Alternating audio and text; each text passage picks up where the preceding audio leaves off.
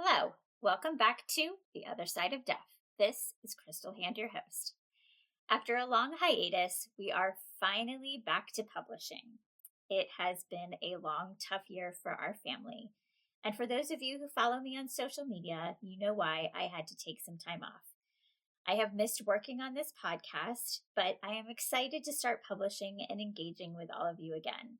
For those of you who are joining us for the first time, I encourage you to go back to some of my previous episodes.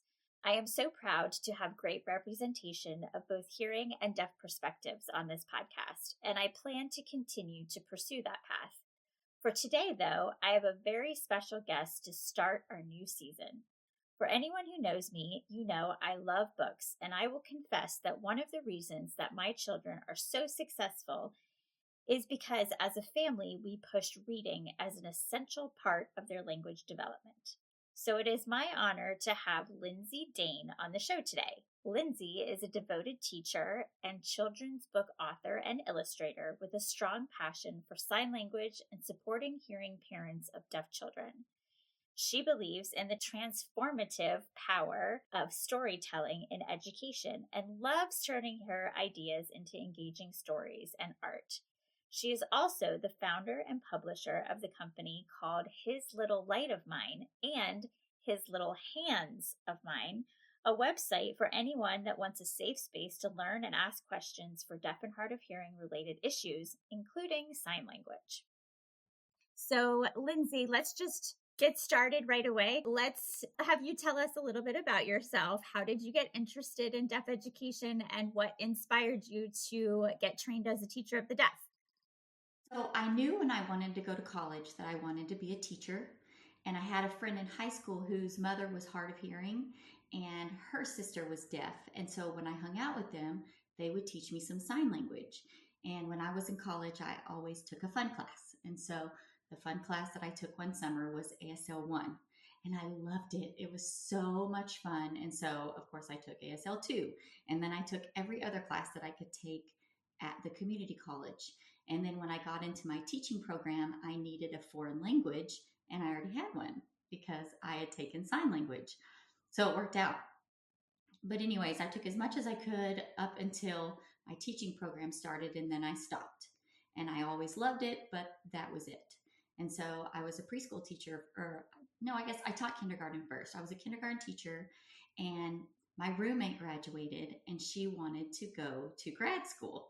And so I was like, okay, I'll go to grad school if you go to grad school. So I started looking into programs about, trying to figure out what it is that I wanted to do. And I loved being a teacher, but I definitely didn't want to be an administrator. And I didn't want to go to school for just education.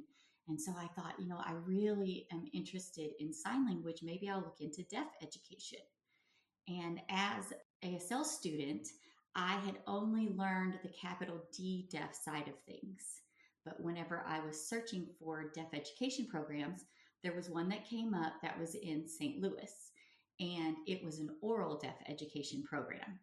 And most of my experience so far had been that was very bad and that was wrong. And, there's a lot of passion when it comes to people and their opinions. But it was a free ride scholarship. So I was like, I think I need to check it out for myself and make my own decisions, right? So I went to Washington University School of Medicine in St. Louis, and I just checked it out. They have an oral school right on campus. It's called Central Institute for the Deaf, and every single one of those children were speaking. It was awesome. They do cochlear implants right there at the hospital. They have audiologists on staff at the school. They have speech language pathologists on staff. I mean, it was amazing. So I decided that I thought it was just fine if I check out the other side. And so I did. And I learned so much stuff. And it's funny because I was super naive about what to expect. I went to school to be a teacher, so I had all education classes. I had never had any kind of anatomy classes. I didn't even understand the kinds of degrees that people were coming in with. So the program had deaf educators and audiologists, And the deaf educators had different backgrounds. So some of them had education backgrounds, some of them had communication disorder backgrounds. And so I didn't even know what that was. And I never thought, you're going to a medical school, it's grad school, you probably need to understand some medical stuff. I didn't know anything. And so, of course, there was no basic information. And so I started the school having no understanding of the language that comes with audiology. And so it was a big slap in the face because I didn't know what the word pathology meant. That's a problem, you know. But then in addition, I didn't understand any of like the body systems, or they were talking like we were already supposed to know. You know, your ear is also called a pinna. Your eardrum is also called a tympanic membrane. You know, like they were using all these words and I was just like shocked. So, anyways, I went through the program. It was amazing. I learned everything that I needed to. I just had a big learning curve. But what was super special about this program is that they trained teachers of the deaf right next to audiologists. And their goal for these teachers is to be the bridge between the parents and the doctors. So they wanted us to know all of these doctor things because when we were communicating with the parents, we could help them understand. You know, doctor language is very different from teacher language. And so it was amazing. So I know sign language and I know the oral side too. And I love it.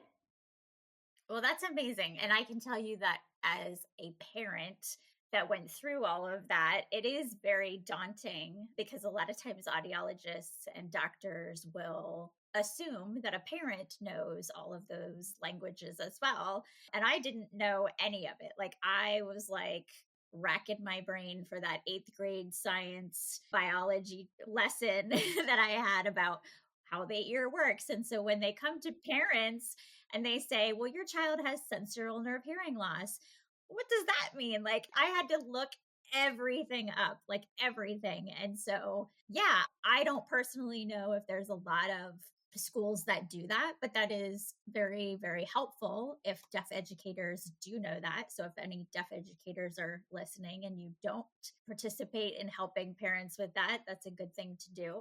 So, having this background with oral education and deaf education, how did that change your view about either side of that argument? Because for anybody who's listening, if you don't know, there is a lot of animosity about which is better. All of our deaf kids should talk. Everybody should, have hearing aids or technology. And then there's the other part that's the deaf community, and they're very much, we want our language, our culture of ASL. And you've kind of seen both sides of that and been trained in both of that. So how did your master's in deaf education change your point of view on that? Well, I imagine I don't have children who are deaf, but I did come in knowing nothing. And so I can imagine having a child, and if they tell me, okay, your child can't hear, well, the limited knowledge that I had was, okay, well, then I guess they're going to use sign language. And can they talk? They may not be able to do A, B, and C, because you don't know. But now that I know so much, I feel like there's so many options and there's nothing wrong with any of it. What I love is you can look at people who have taken different paths and they're all successful. They're all fine. To me, I see a lot of passion and I see a lot of feelings that I don't have because I haven't experienced some of those things.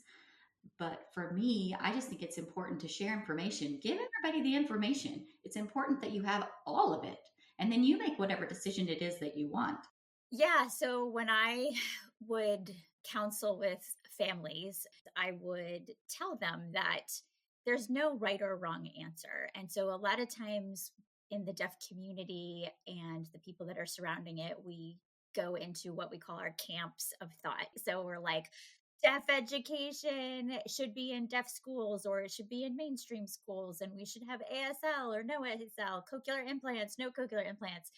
And I used to tell families there's no wrong answer and it's all work. You just have to choose what type of work that you want to do. And so if you are going to have your child wear technology, then you need to commit to, number one, having them wear that technology. And so teaching them that when your eyes are open, put your hearing aids on. You have to commit to speech and language therapy. You have to commit to really pushing that oral aspect of it. Or you can learn a new language and learn sign language. And so it doesn't matter. It's the same amount of work. It's just what you as a family are willing to commit to. And you need to be honest about it, right? Because learning a new language is really hard, but also committing to going to all these speech therapy things and all that stuff is really hard as well. And so as a family, I would tell people you need to just figure out as a family what your goals are for your child and then commit to the work that it takes to get there. I kind of think about it like feeding your child. I remember whenever I had my first child, there was lots of opinions about what type of food to give my baby. If you feed your child, that's all that matters. Whatever food you choose, whether it's formula or breast milk, feed your baby. You do you. As long as they get fed, that's all that matters. I don't know. I just think it's so important that everybody just gets all the information. You do with what you have, right? So if you can just equip people with as much information, not opinions, information as possible, I think that's the best that we can do for families. Yeah, absolutely.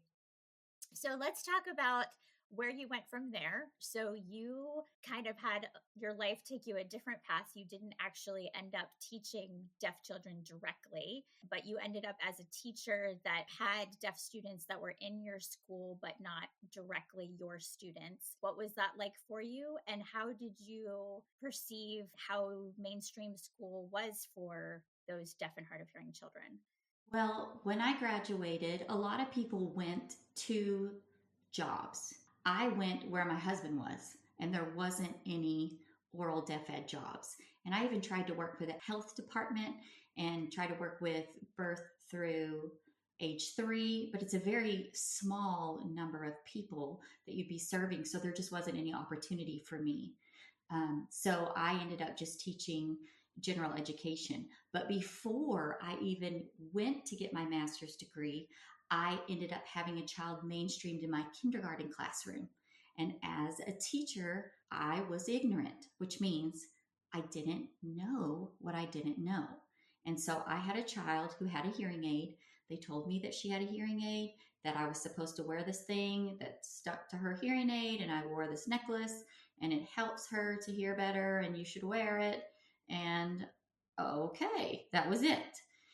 What was fortunate about this sweet little girl is my students were mostly Spanish speakers. So we were learning English, we were learning Spanish, and I had already taught them a bunch of sign language. So when that child entered our classroom, every single one of those kids could sign with her a little bit, which was super cool. But as an educator, I did her a disservice because I didn't understand the value of an FM system. They told me, but I wasn't really educated. That oftentimes I forgot to turn it on. She didn't advocate for herself because she didn't know. I don't ever remember her telling me, I can't hear that, or will you turn your microphone on? So it's important that we really educate teachers who are working with these children because they don't know. Yeah, that's so true. So both of my children had FM systems, and we would always have it so that the teacher of the deaf would teach them how to use it and why it was important at the beginning of every year. And I quickly learned as a parent that I had to set up a meeting with them about 6 weeks into school. And I would call another informal IEP meeting and just check to see if they were using it properly and if my child was getting all the accommodations. Because a lot of times what happened was that teachers are overwhelmed. They have oftentimes too many students in their class than they should. And they also have students that have a bunch of different IEPs. So, there's a behavioral student over here and an ADHD kid over here. And so oftentimes they don't mean to, but it kind of gets put on the wayside of, oh, I got to go deal with this. So I forget to put this on, or I forgot to turn it on. And I would always be like, hey, this is really important. He can't hear without it. And inevitably, I would always have at least one teacher who was like, well, just talk louder. And I was like, no, that's not the way it works. But that's the thing, is that most teachers just thought that this just made it louder. And it's not that case. It made it clearer. It gave them a direct access to that sound. It helped filter out the background noise so they could hear it. So oftentimes teachers just didn't understand the importance of it because it never had to deal with that. I would always tell my children, I'm like, oftentimes when it seems like they're discriminating against you, it's because they just don't know any better, because they don't have to deal with that every day. They don't have to think about how are they going to get access to this or that or whatever. And unfortunately, in mainstream schools, oftentimes teachers aren't properly trained, especially when you have an area that does not have a good amount of access to a teacher of the deaf. So we have some school districts in our area where that teacher of the deaf may service 4 or 5 different districts. And so she is going around and she's 1 hour with this kid and 1 hour with this kid and 1 hour with this kid. And because of that, she does not have the ability to give proper training to all of these teachers because there's only one of her, right? And so with parents, that's where you have to go in and you have to say, hey, I know that you have 25 other kids, but this is really important for my kid. And I, as a parent, had to learn how to advocate. And when you have a child that is 5 years old in kindergarten, they don't have those skills to say, hey, this isn't working. By the way, you can put that in as a IEP goal for your child to have an advocacy goal. And so we often did that. There was an advocacy goal where the teacher of the deaf would sit there and say, what do you do when you can't hear? And would actually teach my child to advocate for themselves. They had advocacy goals from kindergarten all the way up until they graduated high school, because they always need to advocate for themselves, but most parents don't know that they can ask for that. So that was a great point, that a lot of times teachers just don't know what they don't know. But it's amazing that you had that experience and you had that background. And even though you struggled a little bit, like, I'm sure that this child ended up doing much better in your classroom than some other classroom. Hopefully she felt welcome.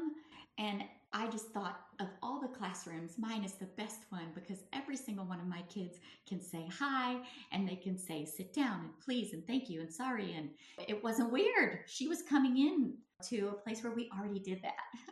Yeah. And so often deaf or hard of hearing kids, they feel lonely in that environment, because oftentimes that's not the case. And sometimes, depending on the school, some of the children are going to be really great about it. And they're going to be like, yeah, I want to learn. And then other kids are not going to be as hospitable, I would say. That's the best way to put it. And so that can lead to a lot of social isolation for deaf and hard of hearing kids. So absolutely. So let's talk about what happened next. So you actually had a life-altering experience where you ended up not teaching and had to go into speech therapy. So what happened there? Yes. So it's so weird how I've had all of these different experiences that have kind of put me in a different position than I was before, and have given me a different perspective. Um, my voice stopped working. So weird. So when I taught kindergarten years ago, every single beginning of the school year, I would lose my voice. And it's because I went from not talking at all in the summer, well, not necessarily at all, but then talking constantly as a teacher. So whenever I taught kindergarten, I would tell my friends, okay, please stand up, push in your chair, please go stand behind the person in front of you. Next person, stand up, push in your chair. I mean, it is constant talking. And so I would lose my voice, and it wasn't a big deal. It would always come back. Well, years later, I had gone back after having my second daughter. And at first, I just worked part-time in a preschool. I worked 2 days a week. And then in the middle of the school year, one of our teachers left. And so they asked me to pick up those other 3 days. So at that time, I considered myself a full-time teacher. And at that time, I mean, almost instantly, my voice went away. And I thought, well, it's like the beginning of the school year, and it didn't really concern me. But the problem was it didn't come back. And so I was very raspy and hoarse all the time, and it was annoying. And I remember in the summertime when we would go to church, I would be singing at church, and all of a sudden sounds would just drop. I'm like, I do not understand what is happening. But that was my favorite part of church. And so every Sunday I was getting mad because I couldn't sing the way that I wanted to. But I could sing one line, and like the third sound would drop. But I could sing the same line again and the fifth sound would drop. It didn't seem to be what words I was using versus what notes I was using. I don't know. And I ended up reading some article about Celine Dion having problems with her voice and seeing an ENT. So I decided, I think I'm going to call an ENT and see what's going on. So I did. And at first they thought that I had silent reflux. So they gave me some medicine for that, but it didn't help. Over the summer, my voice got better because I wasn't talking as much. But then as soon as I started again at school, I started getting real raspy and was hurting. So yes, I ended up doing speech therapy twice. I hated it. Hated it. But it's important for me to be in that position because I can teach speech, especially as an early educator. I mean, you're teaching sounds and stuff all the time, so it's not really a big deal, but I don't want to be the one being taught that. And so I had to really work on my attitude. But part of my issue, it just reminded me, you're broken. Don't forget, you're broken. Oh, you get to go back to speech therapy and you're having to hum into the straw and you can't even do that. You're broken. Oh, I hated it. Anyway, I ended up going back down to 2 days a week. My school was awesome and they hired another teacher for me. When COVID happened, my voice came back completely. I was able to sing. It was awesome. So what ended up happening is the doctor told me that I had some kind of trauma with my voice. I made up for it somehow. And when I did that, I spoke wrong. I still speak wrong. I know I'm speaking incorrectly. I can sing correctly. But in order for me to speak correctly, it takes a lot of thought and brain power. And I just got to where this is not fun anymore because I couldn't sing with my students. I was teaching 4-year-olds. So we had a cleanup song and a line song. And, and I read stories to them every day. And I couldn't do that anymore. It was like, I can tell you to get in line 10 times, or I can read you a story, but I can't do both. And I was getting mad. And I got to where I couldn't read to my babies at nighttime. And so we started watching YouTube videos of other people reading stories. And so I went from having this love of teaching to dread of having to go to work. And so I wasn't the best teacher and I couldn't give the kids what they needed. So I finally ended up quitting and it was horrible. So when you were going through speech therapy, you just mentioned like you felt like you were broken, that you felt like it was a constant reminder. Did that kind of give you this different view or connection to what deaf and hard of hearing students have to go through as far as going in? So I have personal experience. My daughter hated speech therapy. My son put up with it, but he was always like, yeah, I hate it. But it was always like, well, you have to go. We have to go. We have to go. Even though my daughter used sign language, we always put her in speech therapy so that she would learn how to speak as well. And I hear from so many deaf and hard of hearing people that they hate speech therapy, that it is like the worst. And so hearing you say as a hearing person, like that's the way you felt. Do you feel like that gave you a different insight on what deaf and hard of hearing people go through every day when they're being put into that environment and saying, hey, you're broken, you don't know how to do this? Yes. And the speech therapist that I worked with, she was awesome and she helped me. She really did. But yeah, I don't blame them.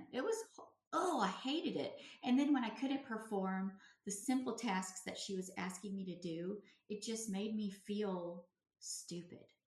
It was helpful, but yeah, I can totally relate. I hated it. Hated it. So I don't know what to do to change that. But if they're feeling the same way, then that really sucks. I'm sorry. Yeah. And I think that's one of the reasons why deaf communities sometimes push back on it and say, I don't want to do this. And that's understandable in some aspects, especially if you're fluent in sign. Because if you can communicate in sign, then a lot of deaf and hard of hearing people are like, why do I need to spend so much energy on this? And as we said, it's a personal decision about what you want to do, but that is a hard thing when you have a lifetime of it, right? Like my children had speech therapy from the time they were like 2. I think my son stopped when he got out of middle school because he was on target for that. But my daughter actually had speech therapy all the way up until her sophomore year in high school. She hated it. And she used to say, Mom, do I still have to do this? Do I still have to do this? Do I still have to do this?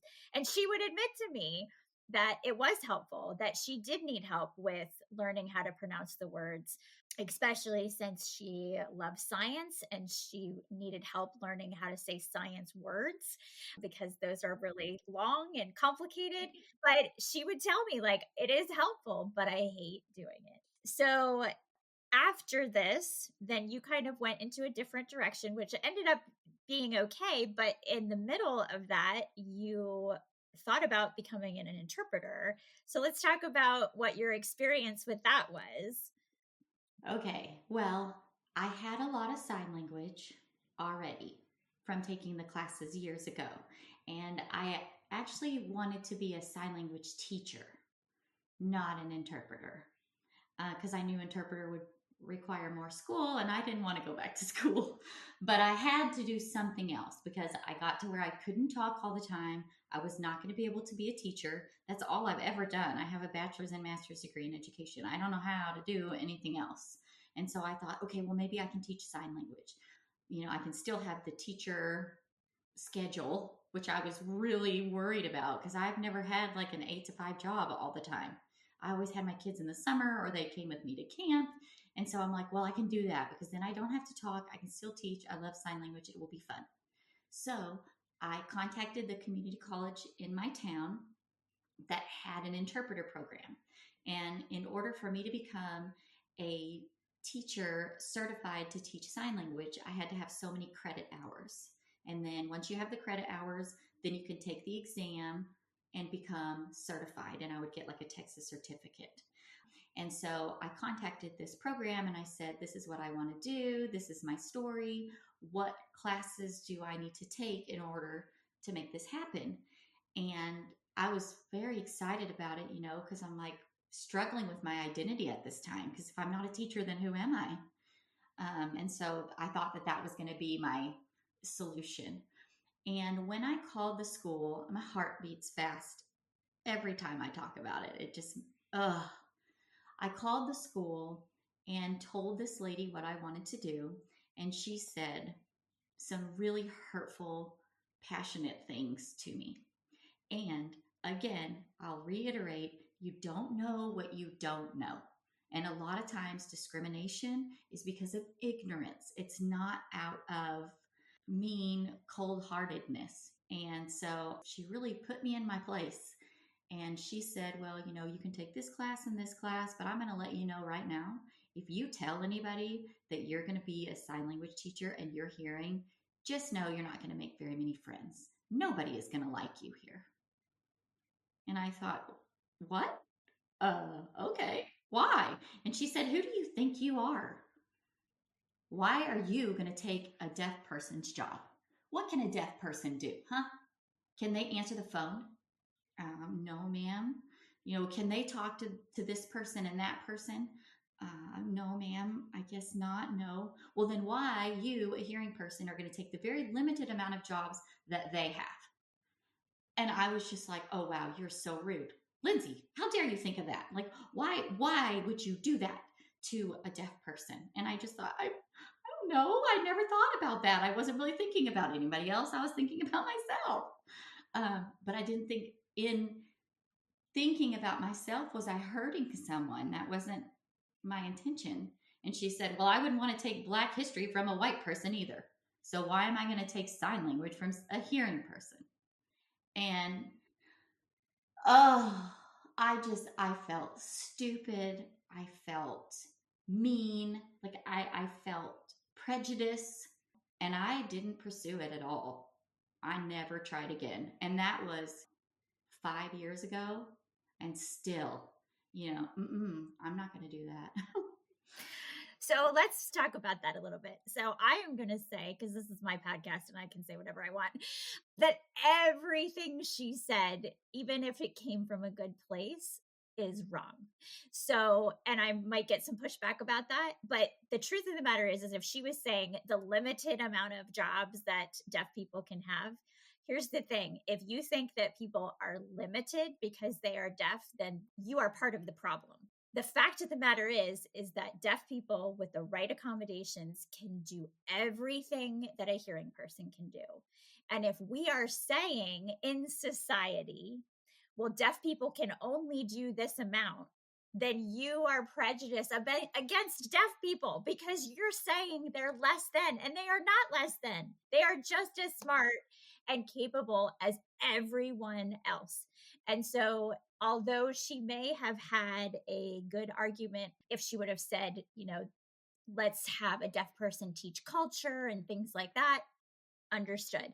But the fact of the matter is that that whole argument of you're taking jobs away from deaf people, that may be true, but her argument is completely wrong because deaf people can do whatever they want. And unfortunately, I know from personal experience that there are a lot of deaf people who don't believe that.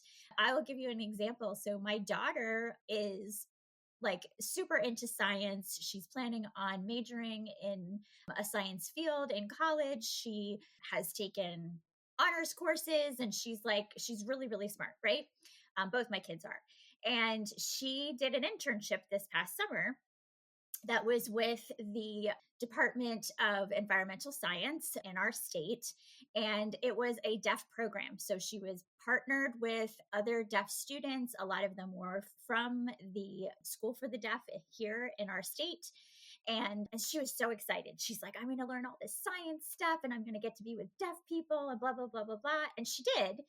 But what she very quickly discovered was that the other deaf students that were in that internship did not have the same level of dreams and goals that she had because they truly believed that their opportunities were limited, that they couldn't get a job in science or they couldn't go to college for these things because that wasn't something that was open to them or they didn't have the capability of doing it. And so they were planning on just getting, quote, like regular jobs, maybe something like minimum wage paying jobs. And she was like, I don't understand why you think that this is all you're limited to. And a lot of times it was based on parents or teachers or whatever who perpetuated that thought process. And so they were like, oh, well, you can't. So just do this because at least this is the job that you can do. That is one of my pet peeves, really. Like that is so much a pet peeve for me because I see so many students like my daughter, like my son, who are capable, who can do all of these things, but they have to start with that belief that they can. If they don't have that core belief, and if they're not surrounding themselves with those core beliefs, then oftentimes it ends up with people like this who tell them what they can and cannot do, and they believe it. So that's my little soapbox. Yeah, well, I agree with you. Yeah, and I think the issue again with when she was talking about, well, you shouldn't be teaching them. There is a culture out there, mainly of older deaf people that have had bad experiences with hearing people, which that's fair, that have that belief. But the problem is that there's not enough people teaching sign language, right? The more people that teach sign language, the more people will know sign language and the more people will be able to communicate with other deaf people. So in my opinion, it would be great. Anybody, as if anybody can teach it and people can communicate, then awesome. That's the more the merrier, right? But I'm also a hearing person, even though I have deaf children. So maybe my thought process is not in line with that. But I feel like my heart goes out to you that somebody made you feel like you couldn't pursue that and have that experience. And in my opinion, I'd be like, well, who do you think you are? Right, I know. And that's what my husband was like, why are you going to listen to one person? I'm like, I Right? don't know, but that lady, she still echoes in my mind. What she said was so hurtful. But it embarrassed me too. It shamed me. Like I felt ashamed that I hadn't thought of others, and I never even considered it. But if I would have been a sign language teacher, my goal would not have been to teach people how to interpret. My goal would have planted the seed of interest and love, that they would want to learn more and that they would want to communicate with people who knew sign language. That's what I hear all the time is, I was lonely, I was left out. Well, there's planting one more seed of someone who's going to seek out that lonely person. I am going to communicate with you and I love you. Now, I do have videos now of sign language practice, and I do say I am not a teacher. All I'm doing is encouraging practice. Like I sign a sentence and I ask a question. Now, I do have someone who is deaf make sure that the sentence is correct and the ASL structure is correct, but I just want to plant seeds. Yeah. But let's talk about what direction you did go into then. So now you are an author and you also have a website. So let's first talk about your new book that you've just come out with about hearing loss. Okay, so I remember when I finally grasped the idea of what hearing was and how hearing worked, that I told myself a little story in my mind of what this looks like in a very simple way, because I am just simple. And so I had this idea for a story that went along with how I see hearing. And when I think of hearing bones, I think of dog bones. Now, they don't look like dog bones, but that's what I see in my mind. And so I've written stories throughout my life, but I didn't really seriously pursue anything until I stopped my job as a teacher. And I just told my husband, I was like, I have all these stories. I feel like God has closed this door for me and he has opened another one for me. And so I'd really like to write. And one of the stories that I wrote is called I'm Getting a Cochlear Implant, Learn About How I Will Hear. It has two parts. It's got a story part and it's got a science part. The story part is for the kids to take to their classrooms to help their peers understand what is in their ear or what is on their head and to represent them in stories. It's a super easy way, in my opinion, to understand what hearing loss is and how a cochlear implant works. But not just that, it teaches what sound is, how typical hearing works, and the path from your ear all the way into your brain. So the story goes there's a little girl and she can't hear like her friends, and her friends have a little man in their ear who plays a piano. And she has a piano in her ear too, but there's no little man to play it. And so the cochlear implant is going to be a little man who plays her piano. That's the only difference between her hearing peers and her. And all of these pieces in the story represent the parts of the ear.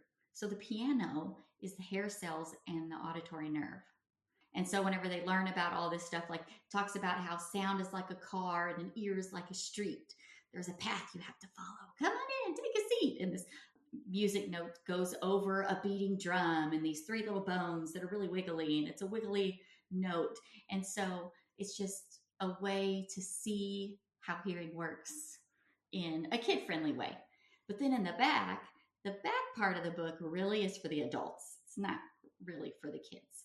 And it's for that teacher who doesn't understand. It's for that parent who doesn't know what in the world you're talking about. And it explains things in a way that you can even explain to a kid. So I have several different pages. One is what is sound? Sound is perceived. Did you know that? Mm-hmm. Yeah, we actually hear with our brain, not with our ears. We Yep. really do. So the whole thing of if the tree falls in the forest, does it make a sound? Well, only if there's somebody to hear it, then it makes a sound, right? So it talks about sound, and it talks about how typical hearing works, how it starts in the outer ear and it goes through the ear canal, and then it wiggles the bones and all these kind of things.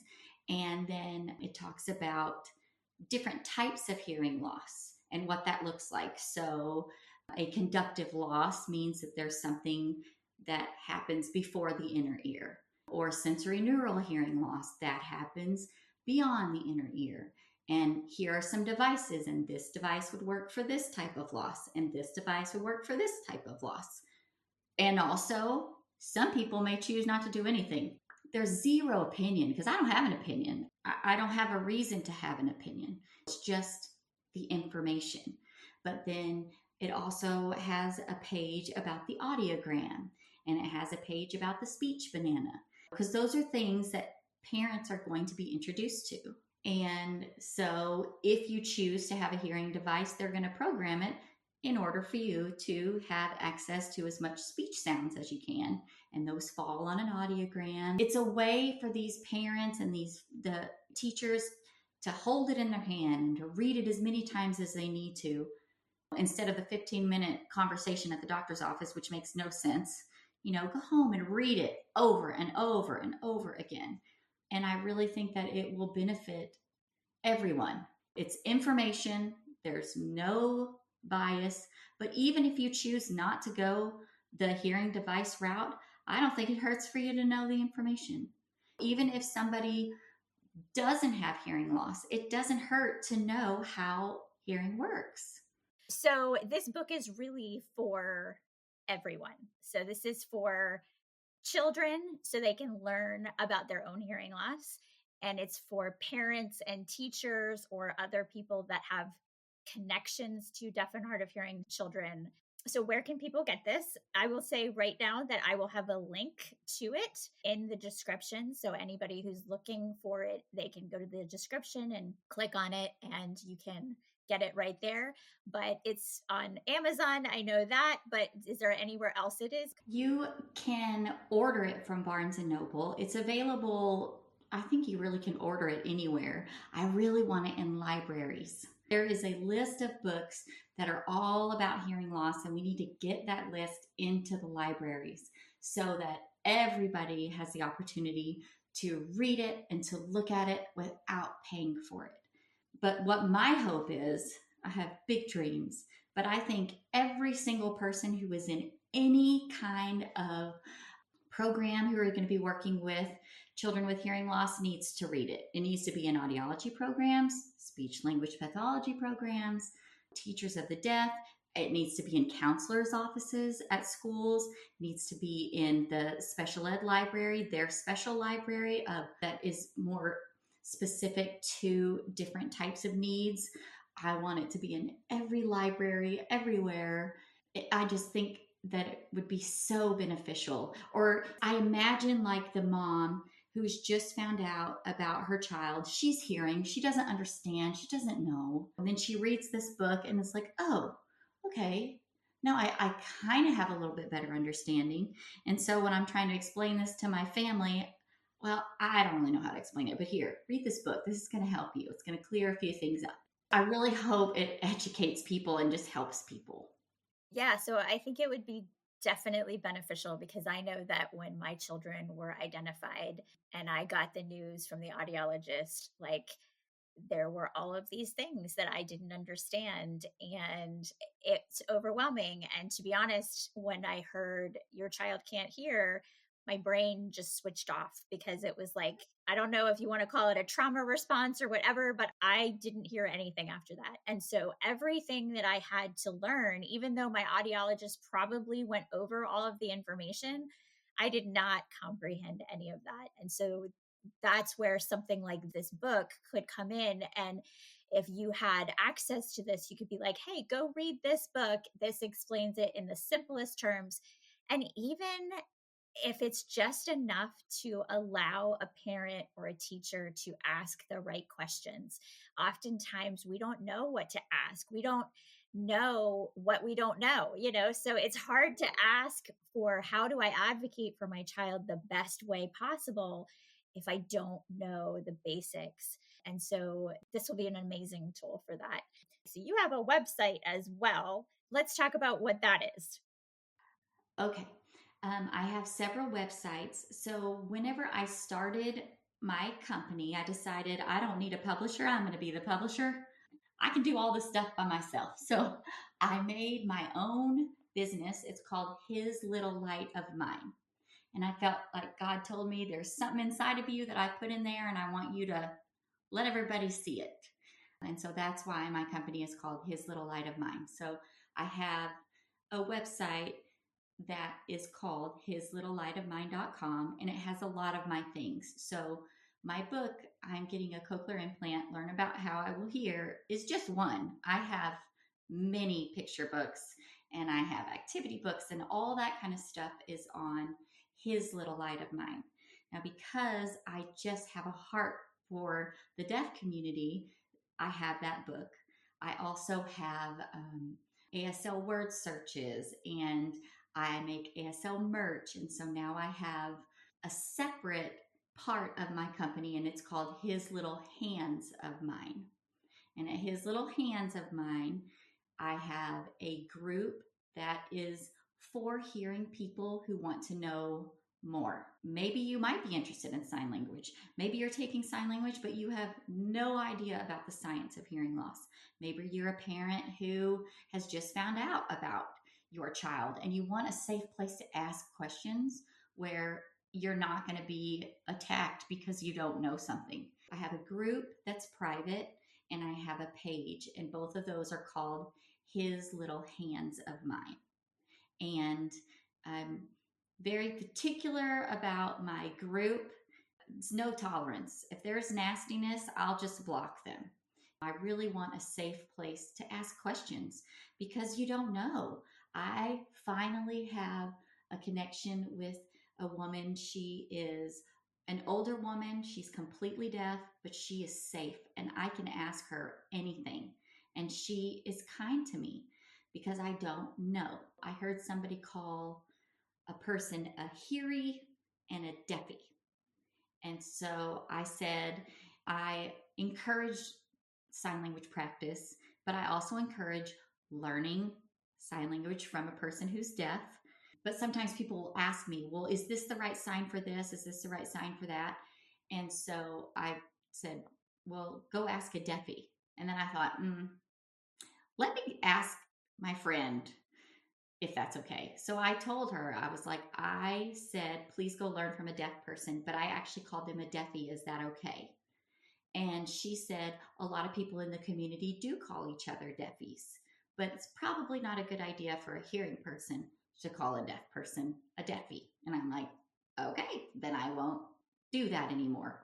But I want my group to be a place like that. Just ask, because you don't know what you don't know, and you can't change what you don't know is wrong.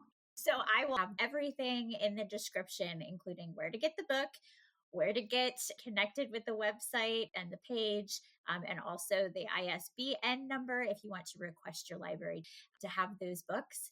So before we wrap up, is there anything else that we haven't talked about that you feel like you want to make people aware of that we haven't talked about yet? Yes. So my book is called I'm Getting a Cochlear Implant, Learn About How I Will Hear. So it's kind of misleading. I've had people say, well, my child doesn't have a cochlear implant. Do I need to read it? Yeah, because they have hearing loss. You'll learn something. So just because it says I'm getting a cochlear implant, it's not just for people who want to get a cochlear implant. Now, I did have somebody ask me if it talks about the surgery process. It does not. It does not talk about American Sign Language. Even though I love it, that's not in the book. But the more that I've been out in the world and on Facebook and connecting with different communities and different people and partnering with different groups, I partner with a nonprofit called Deaf Heartbeat Inc. And one of her goals is to get more books about sign language and deaf awareness into the little libraries. So I'm super excited about that because as an author, even not the deaf awareness side, but just as an author in general, I want to be part of doing stuff with the little libraries and planting those seeds and just connecting people together. As an author, I've met a ton of self-published authors. I have recently connected with many authors who have written other books about hearing loss. And every single one of these people has a story. And they're like everyday people. I just met a girl recently. Her book just came out called Millie's Magical Ears. And it started as, I want more people to understand my child. It's just so exciting to be connected with other people who are sharing about their families, but who are also following their dreams and not worrying about what you're supposed to do and what you're not supposed to do. You are doing amazing, great things. And I'm so excited that your book is out. I just looked on there yesterday and it gets amazing reviews. So thank you so much, Lindsay, for being here. And I'm so excited for the word to get out about all the amazing things you're doing. Well, thanks for having me. This was really fun.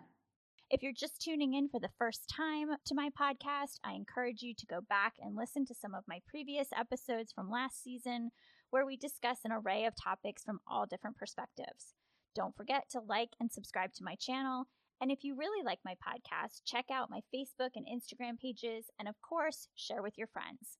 Also, check out my YouTube channel, where I have the first 3 episodes of the podcast interpreted into American Sign Language, and will be continuing to add more as time goes on. Stay tuned for future episodes coming out, but until next time, I'm signing off.